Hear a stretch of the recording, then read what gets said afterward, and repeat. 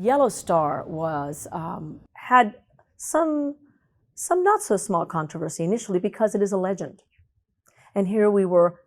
How dare we tell a legend because it didn't rise up out of the mists of time, and that was my point.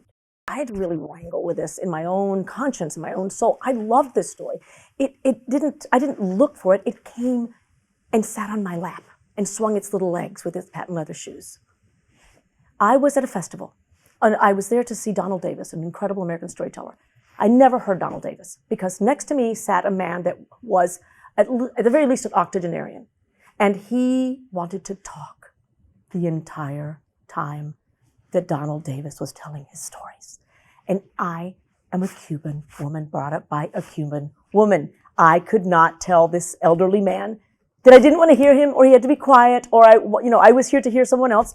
I just kept nodding my head and getting more and more frustrated. And he just kept saying, "And have you heard the one about the Yellow Star? Because that's an incredible story. You know that King Christian X of Denmark actually wore it." Blah, blah, blah. And then the program was over. Everyone stood up and started to applaud.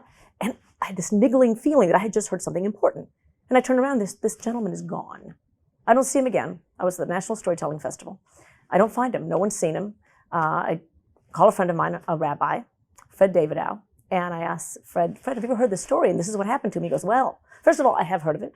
Secondly, what just happened to you, sometimes we say in the Jewish faith that the prophet Elijah comes down to earth, tells you something you need to know, and bam, the little man's gone. And I said, ha, ha, ha, ha, ha, ha, ha. And I laughed with him over it. And then later, in quieter moments, I thought, I'd like to believe that. I'd like to think that it was a wonderful moment. So I did a lot of research, and I discovered that there are absolutely no extant documents. There are no photographs. All that exists is a cartoon.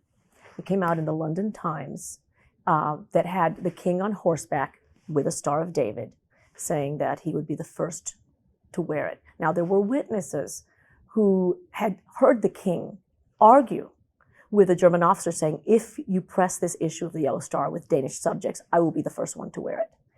It was his threat that became legend. The story of King Christian threatening to take down the flag, same thing. The Nazi flag went up. The king had it taken down. They took down the Danish flag, put the Nazi flag back up. He had it taken down again. Well, now he has a general in front of him, and the general says, you send another soldier to take down that flag, and I will shoot him. And the king said, then be prepared to shoot the king. It didn't fly again. But the king, it was difficult. It was a difficult time. And then it didn't fly again for a period of time. I actually have never known exactly if it just didn't fly throughout the rest of the occupation. And we all know the marvelous story by Lois Lowry, Number of the Stars, where she references this legend. And it's told in Jerusalem. He is a righteous Gentile, Christian X. Addressing legends.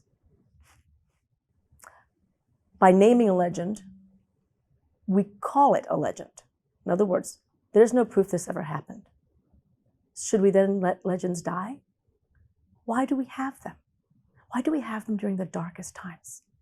Because they're unbearable, because they're untenable, because of things we've witnessed. Our psyches can't comprehend, and so we create mythic characters. We create moments. Some might say, oh, so that we can pretend what happened didn't happen. I don't think that's it. I think it's to give us a blueprint for the time when it comes again. So I believe we need them.